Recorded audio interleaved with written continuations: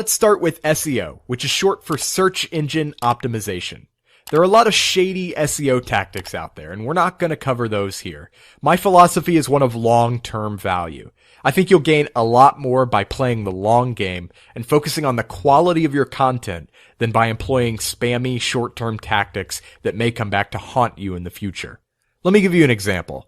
Years ago, a bunch of sleazy marketers realized they could get a lot of backlinks by going to thousands of random blogs and leaving incoherent comments with links back to their sites. That actually worked for a while, but eventually Google got wise and penalized all of them. So as the editor of a popular blog, I started getting emails from companies begging me, even offering money in some cases, to remove the spammy comments their old SEO agency left on their behalf, because those links were now negatively impacting their search rankings.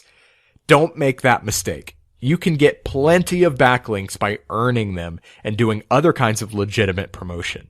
If you feel the need to game the system, your content probably isn't good enough. Focus on that first. What I do want to cover here is on-site SEO. That is, optimizing your website's code and content to maximize your visibility on Google and other search engines.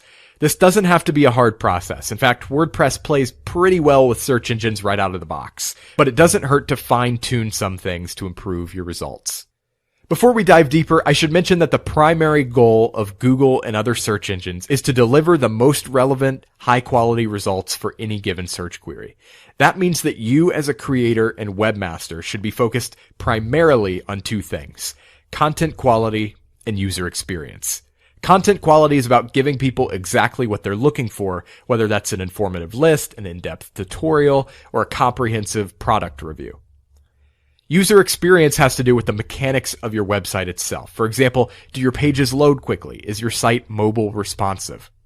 Once you've got all that covered, you'll want to optimize the code on your site to be as descriptive and readable for search engines as possible, while targeting the specific keywords you'd like to rank for. To do this, I recommend using the free Yoast Seo plugin, which is available from the WordPress repository. We're not going to spend a ton of time on this, but we'll go through the essentials. There's an excellent WordPress SEO guide on Yoast.com if you'd like to dive deeper.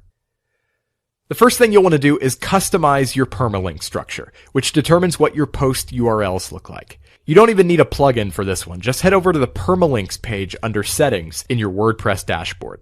The default setting looks like this. It's pretty ugly and not very search engine friendly. I recommend switching to a structure that contains your post name and preferably just your post name.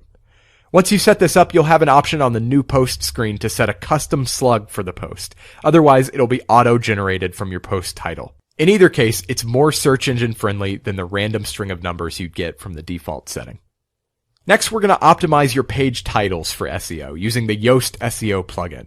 Page titles are super important for SEO. They serve not only as the actual title of the page, but also as the first line people see in the search results.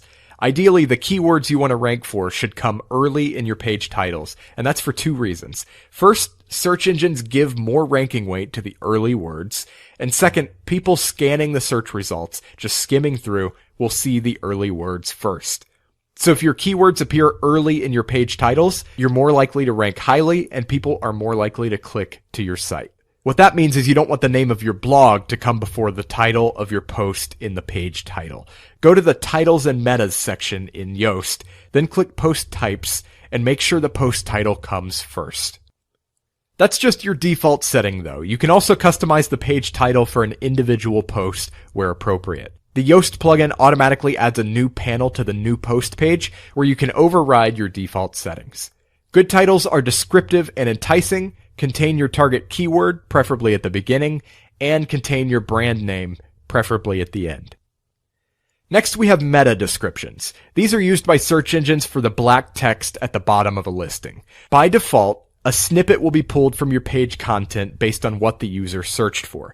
But for best results, you should write it yourself on a post-by-post basis using the field that Yoast gives you. There's really no way to automate this. You really have to do it for each individual post. So make sure it contains the keyword you like to rank for at least once and use it to entice the reader to click through. One of the great things about the Yoast plugin is that you can enter your focus keyword and it'll analyze your content and tell you how optimized your site is to rank for that particular keyword. I recommend doing that with every new post before you hit publish. It's also a good idea to optimize your images, which is something most people overlook. Anytime you add an image to a post, add a descriptive alt attribute to tell search engines what the image is. This can get you a little more search traffic by helping your photos rank on Google Images, for example, and it'll also help visually impaired readers make sense of your content if they're using a screen reader. Finally, Yoast allows you to quickly and easily set up an XML sitemap, which allows Google and other search engines to know when your site is updated. Go to the XML Sitemaps page in the Yoast plugin and make sure it's enabled. There are some options you can edit, but you're probably fine leaving everything as is. Now when you publish a new post or page, the new sitemap is automatically submitted to Google and Bing so they can quickly and easily index your new content. Like I said, if you'd like to dive deeper, I recommend checking out the WordPress SEO tutorial on Yoast.com. It's a long read, but it'll give you a much more comprehensive look at SEO in the world of WordPress. With that said, if you just implement the tips in this lecture, you're already way ahead of most new bloggers.